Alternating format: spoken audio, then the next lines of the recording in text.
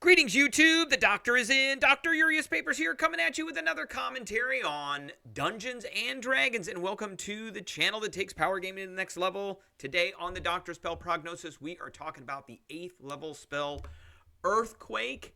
This spell is usable by clerics, druids, and sorcerers. We're giving this one a solid B. I've got a lot of questions about the spell because some of the things in here are not super well defined.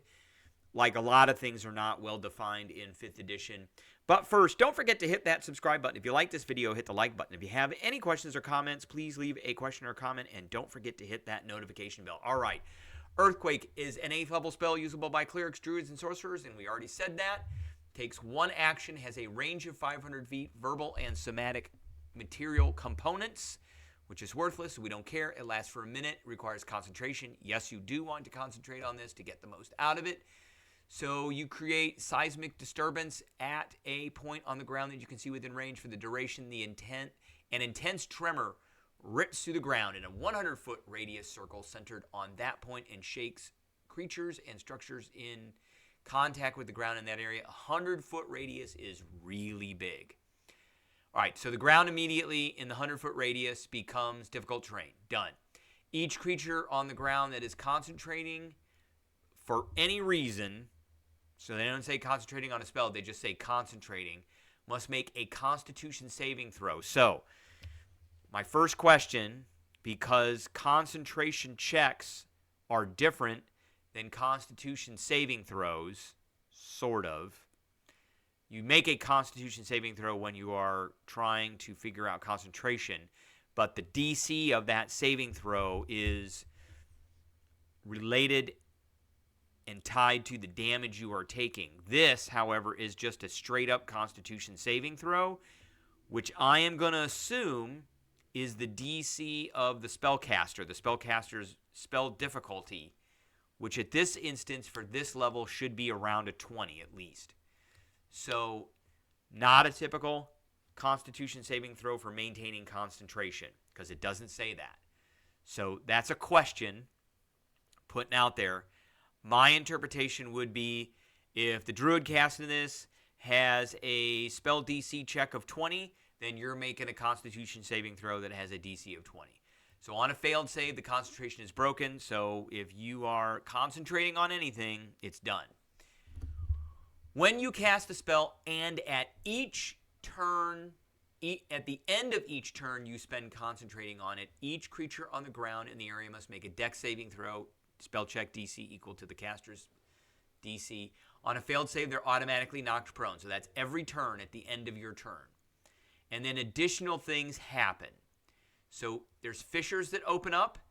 Fissures open throughout the spell's area at the start of your next turn after you cast a spell, period. That means it happens once. At the start of the next turn after you cast. So everything rumbles, difficult terrain happens, things lose concentration, and they could get knocked prone at the end of your turn. And at the beginning of your next turn, if you're still concentrating on it, fissures appear. So a total of 1d6 fissures open up at locations chosen by the DM. If I were a DM, I would pick up like a 12-sided die, and I would roll for direction. And so each is 1d10 times 10 feet deep, so they could be 100 feet deep. 10 feet wide, and they extend from one edge of the spell's area to the opposite side.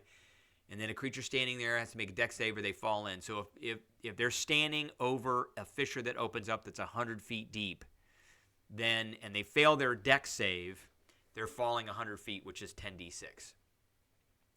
So a fissure that opens up beneath a structure causes it to automatically collapse. Automatically. And there's some rules for collapsing that are specific to this spell, although I think these rules should be in a specific section of the rules somewhere. All right, so for structures, the tremor deals 50 points of damage to any structure in contact with the ground in the area when you cast a spell and at the start of each of your turns until the spell ends.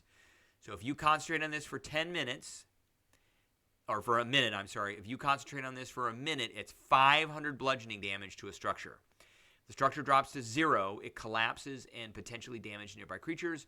a creature within half the distance of a structure's height. So if it's 50 feet tall and you're within 25 feet, you have to make a dex save. On a failed save, you take a whopping 5d6 bludgeoning damage. I'm sorry, but a structure that is 50 feet, if you're standing next to a structure that is 50 feet tall and it collapses on you, you should be taking more than 5d6 bludgeoning damage. You're also knocked prone and you're buried in the rubble. What does that mean?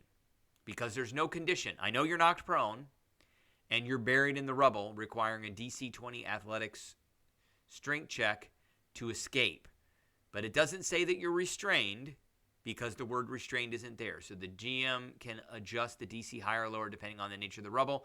On a successful save, the creature takes half damage, half of 5d6 damage, whoopee, and doesn't fall prone. Okay, let's talk about this spell and some pros and cons of the spell. Pro, it's an action. Pro, it lasts for a minute. You can do a whole lot with this spell in 1 minute. A pro, it's a con save to keep concentrating on spells. For anyone concentrating on spells in the area. So if you got enemy spellcasters, you can go Earthquake, and they could lose concentration on the spell. And that only happens once, though. The ground becomes difficult terrain. Each creature on the ground that is concentrating, so that only happens once. But it's the DC of your spell. The knocked prone on each of your turns is another pro. That's pretty good. So creatures could get knocked prone, and then they'll have to use a whole bunch of movement to get up and then move forward. And it's difficult terrain. So they're knocked prone. They have to use half their movement to stand up. And then it's difficult terrain, which means it costs twice as much movement to go. So if they're in the middle of the earthquake, it's going to take them a while to get out. A fissure destroys a building automatically, and you have a chance of collapsing structures every single turn with some damage. Some cons that I have for this spell are it's a 100-foot radius, so that's a really big area. That's a very big area. But if you're the big bad evil guy and you're trying to take out a town or a village or a keep or something like that, well, that's a pretty cool thing. And if you were to cast this on a well-populated area as a big bad evil guy, it will destroy a lot of stuff. So, a con, the fissures are too random. The fissures only happen once is another con. It's 5d6 damage for having a building fall on you. I don't get that. And what does buried in the rubble mean? Because the word restrained or a hyperlink to the restrained condition is not there. I would say that you are buried and you're restrained, which should cause, if you got somebody who's pinned by a bunch of rocks, you should have advantage on them. Now, building health. So this says Tremor deals 50 bludgeoning damage to any structure in contact, and if a structure drops to 0, so how many points, how much damage can a structure take? So the only place I can really find on this is this section in the Dungeon Master's Guide under Chapter 8, Running the Game, called Objects, and it gives an AC and it gives hit points for objects based off of whether they're fragile or resilient, and I would say that something that is a piece of stone 10 foot by 10 foot will be resilient. Huge are gargantuan objects. See, that said, one can torch and burn a huge tapestry, and an earthquake can reduce a colossus to rubble. You can track a huge or gargantuan hit points if you like, or you can simply decide how long the object can withstand whatever weapon or force. So it doesn't really say. It doesn't really say what it is, but big objects such as castle walls often have extra resilience represented by a damage threshold on objects with the damage threshold has immunity to all damage unless it takes amount of damage from a single attack. So this is very generic, but I would say huge would have twice as much as this. Gargantuan would have twice as much of that, and Colossal would have twice as much as that. I guess. So on and so forth. So, and I think this is the amount of damage that these things can do.